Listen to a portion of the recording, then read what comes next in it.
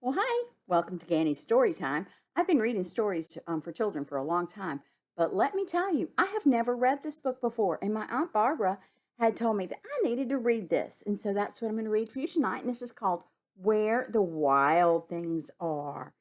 You guys, a lot of you have probably already heard it, so I hope you don't mind hearing it again. This story was written by and the pictures were drawn by Maurice Sendak.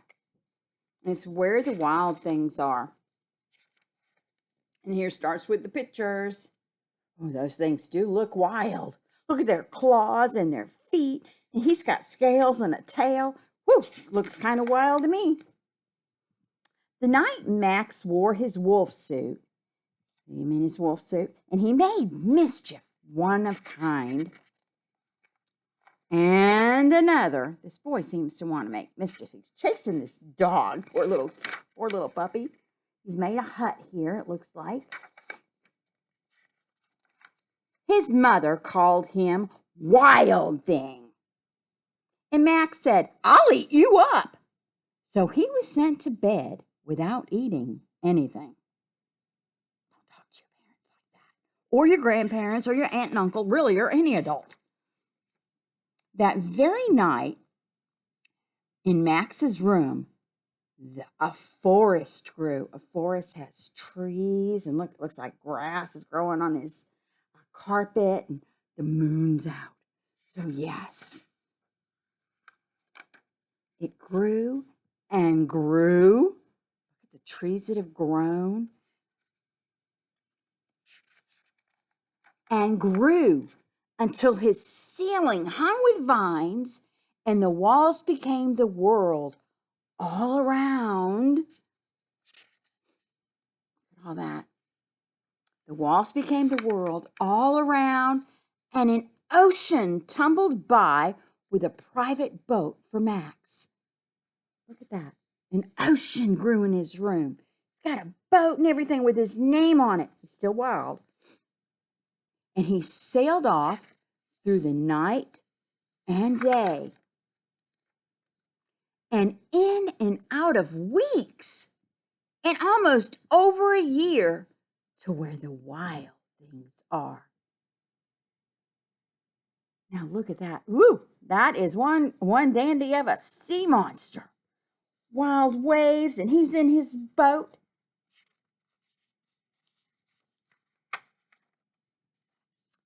And when he came to the place where the wild things are, they roared their terrible roars, and they gnashed their terrible teeth.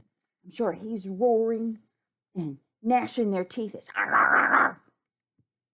and rolled their terrible eyes, and they showed their terrible claws. Now, I don't know if I'd ever want to get off my boat if I seen that. Until Max said, "Be still!"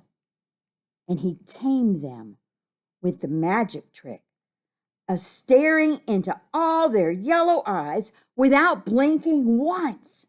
And they were frightened, and they called him the most wild thing of all. Have you tried to stare at anybody?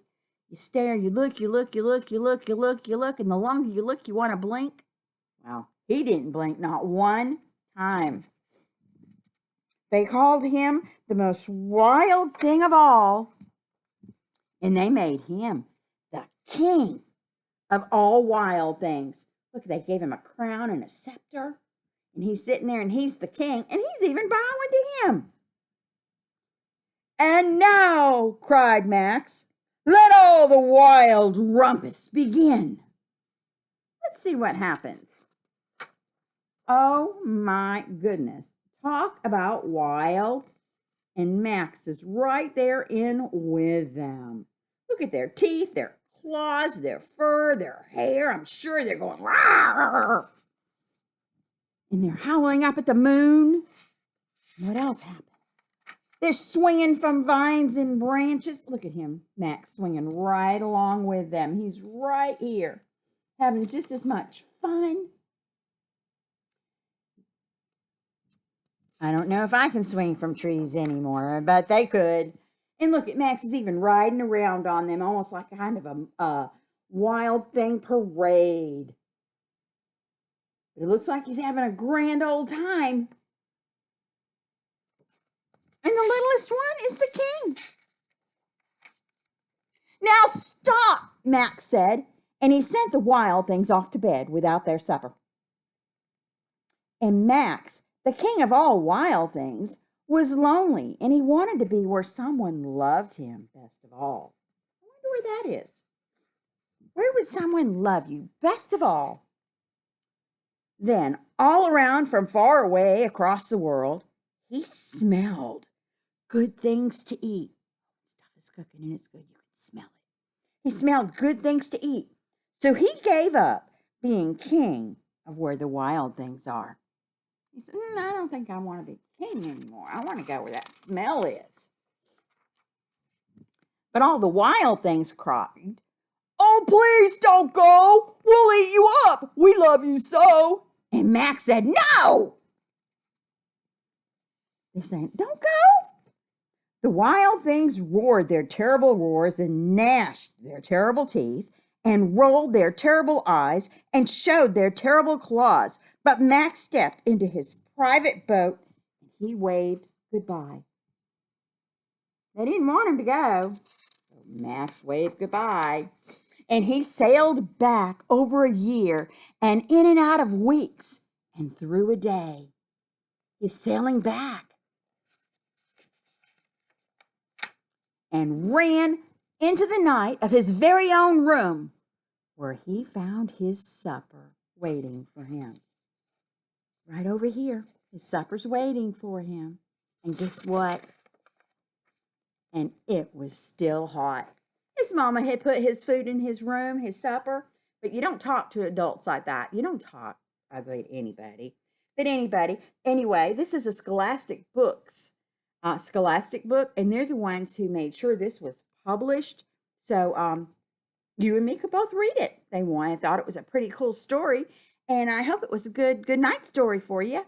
I hope you come back and watch me sometime, and just make sure. Keep reading fun. It doesn't have to be boring, okay? Reading will get you far in life. It won't hold you back from anything that you want to do. So, moms, dads, grandmamas, grandpapas, aunts and uncles, neighbors, friends, you want to help a child's library grow, you can order from thriftbooks.com. You can go to Goodwill, Salvation Army, stores like that, pick up good books, yard sales. You can build a library, really good library for kids inexpensively. If you have books and your children just don't use them anymore, donate them to another child, okay?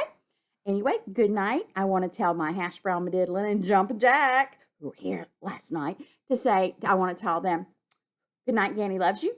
And here's to everybody else. Until next time, bye.